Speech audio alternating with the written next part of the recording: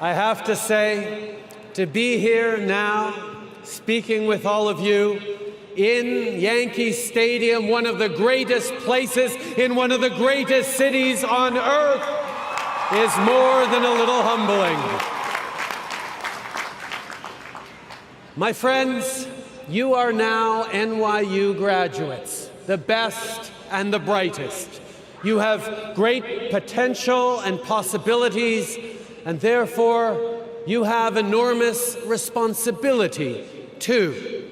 So today, I'd like to talk about the nature of both those things, and I'd like to offer you a challenge, one that I think is essential for your future success as individuals and as the leaders that you are becoming. Among the many things I admire about NYU is that about a fifth of the students are international.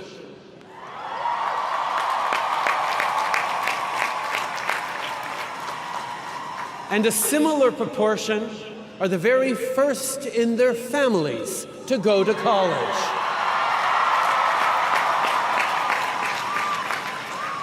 This group is truly diverse in every possible way, and I think that is an extraordinarily valuable and important thing. When I graduated in the early 1990s, I went on a trip around the world with a few good friends who actually remain good friends to this day, which is a sort of a miracle. We trekked and traveled, mostly overland, from Europe to Africa to Asia, and that remains one of the great formative experiences of my life. It was an amazing adventure. It was also a really important contributor to my continued broader education, because it forced me, really for the first time as an adult, to meet, engage, befriend people whose views and experiences, ideas, values, and language were very different from my own. See, when a kid from Montreal meets a Korean fisherman living in Mauritania, befriends a Russian veteran of their Afghan war, or a shopkeeper and his family living in Da Nang, interesting conversations always happen. Now, maybe some of you have talked about doing something like a great trip like that after graduation. But I'd be willing to bet one of the first things you heard was a warning. You can't do that in this day and age. It's not safe. But here's my question. Is it really just the issue of physical safety that makes our loved ones so anxious at the idea of us getting out there?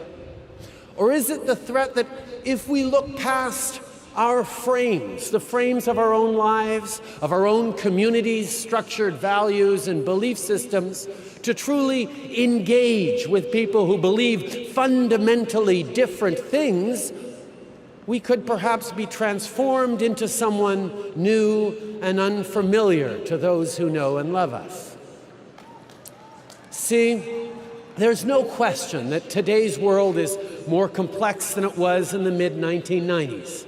There are serious and important problems that we're grappling with and will continue to grapple with.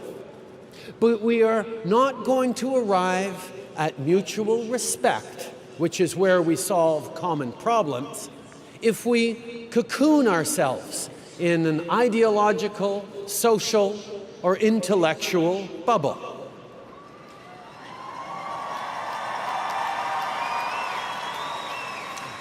Now, we can see it all around us. There's a peculiar fascination with dystopia in our culture today. You see it everywhere on film and TV. But the truth is that, on balance, we have the good fortune to live in a time of tremendous possibility and potential, a time when it is within our grasp to eliminate extreme poverty, to end terrible diseases like malaria and TB, and to offer a real chance at an education to everyone on this planet.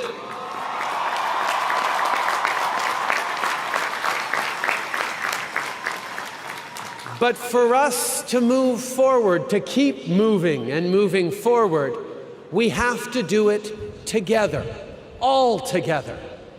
Humanity has to fight our tribal mindset. We go to the same church? Cool, you're in my tribe. You speak my language? You're in my tribe. You're an NYU alumni? You're in my tribe.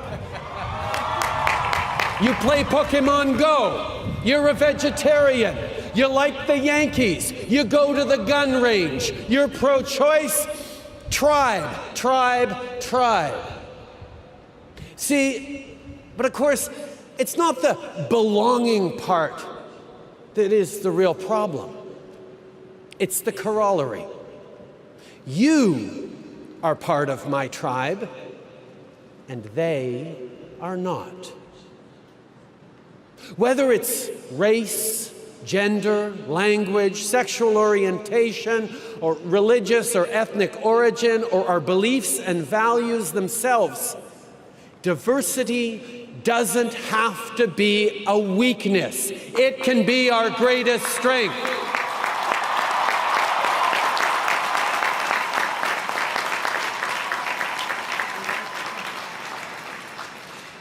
Now, often, people talk about striving for tolerance.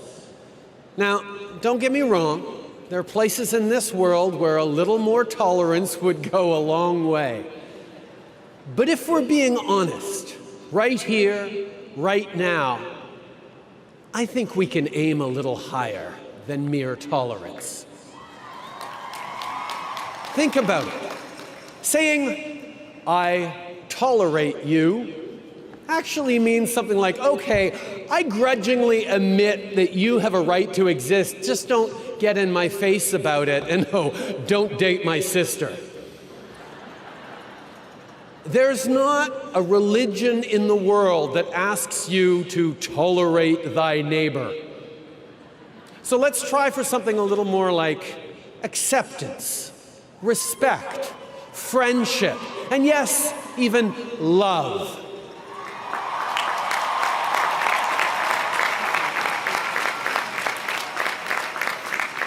And why does this matter?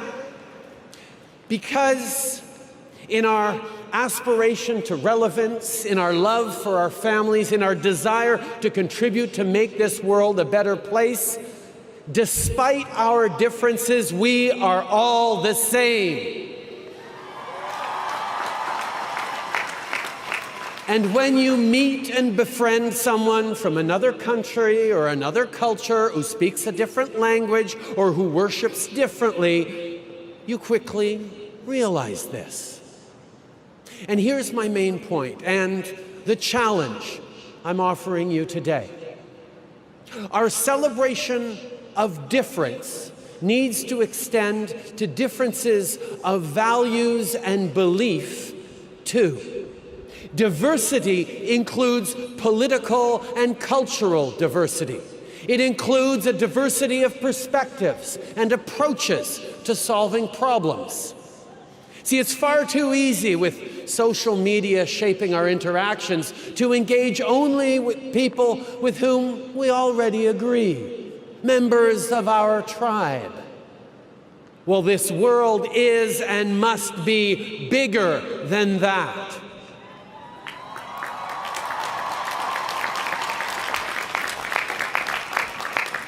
So here's my request. As you go forward from this place, I would like you to make a point of reaching out to people whose beliefs and values differ from your own. I would like you to listen to them, truly listen, and try to understand them and find that common ground. You have a world of opportunity at your fingertips, but as you go forward from here, understand that just around the corner, a whole different order of learning awaits, in which your teachers will come from every station in life, every education level, every belief system, every lifestyle. And I hope you will embrace that. You have been students, You will continue to learn all your lives, but now it is also time for you to become leaders.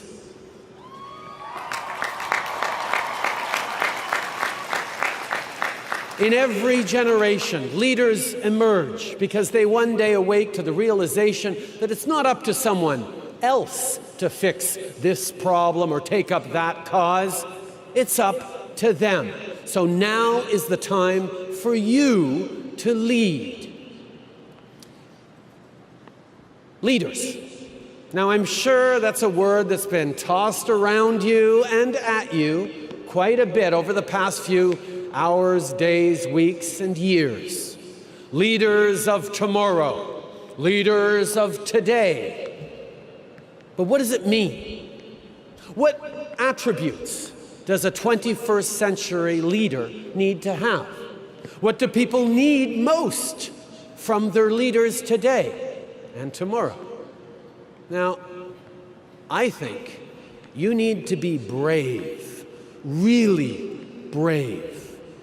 And I know when you think of courageous leaders, you think of those folks who stood implacably and fearlessly anchored in their sense of rightness, willing to pit their ideas against all comers, against the slings and arrows aimed their way.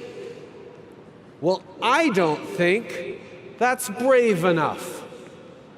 I don't think that's good enough for what our shared future will ask of you. I actually don't think it's ever been good enough.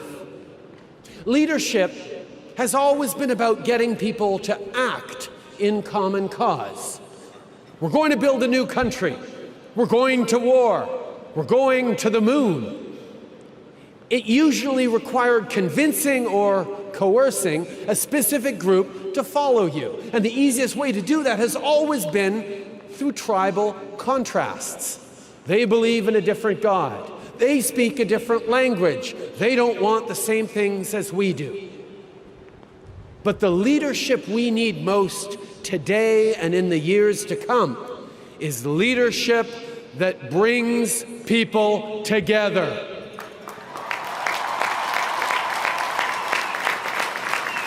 That brings diversity to a common cause. This is the antithesis of the polarization, the aggressive nationalism, the identity politics that have grown so common of late. It's harder, of course. It's always been easier to divide than unite. But mostly, it requires true courage. Because if you want to bring people around to your way of thinking, you need to first show them that you are open to theirs. That you are willing to enter into a conversation that might change your mind. Show respect for their point of view, and you have a better chance of actually having them listen to yours. And regardless of what happens, you will have had a genuine exchange that focused on understanding, not on winning a debate or scoring points. And you will both be improved for it. Now, let me be very clear. This is not an endorsement of moral relativism or a declaration that all points of view are valid. Female genital mutilation is wrong, no matter how many generations have practiced it. Anthropogenic climate change is real, no matter how much some folks want to deny it. But here's the question. Do you want to win an argument and feel good about how superior you are? Or do you actually want to change behaviors and beliefs? See, it's been pointed out that one of the many differences between Abraham Lincoln and Jefferson Davis was that Davis preferred to win a debate, while Lincoln would rather win the war. And that's the question. Do you want to win an argument, or do you want to change the world?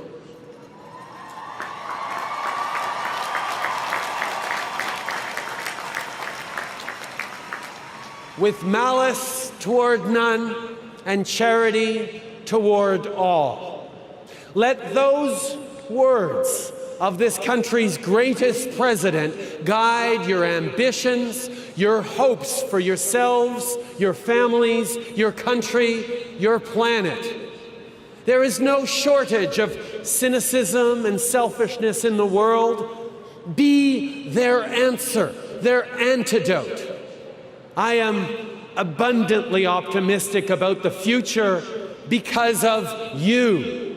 It is yours to make and mold and shape. The world eagerly awaits, indeed requires, your ideas, your initiative, your enterprise, your energy, your passion and compassion, your idealism and your ambition. But remember that true courage is the essential ingredient in all your efforts. Congratulations, class of 2018. Now go change the world. Merci.